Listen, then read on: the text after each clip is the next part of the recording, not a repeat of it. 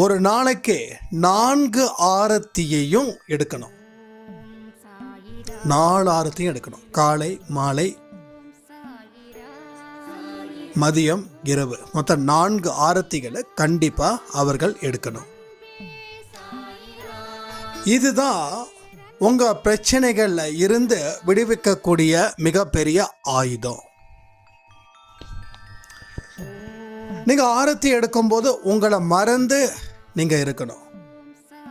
அதாவது உங்களை மறந்துன்னா உங்கள் பிரச்சனைகள், கவலைகளை மறந்து நீங்கள் ஆரத்தி எடுக்கணும். கொஞ்ச நாளைக்கே நீங்கள் அவுட் ஆஃப் ஃபோக்கஸில் இருக்கணும். எல்லா விஷயத்துலையும் நம்ம தலையிடுறோம் இல்லையா, அதை முதல்ல நீங்கள் நிறுத்தணும். எதிர்த்து பேசுவதை அறவே நீங்கள் நிறுத்தணும்.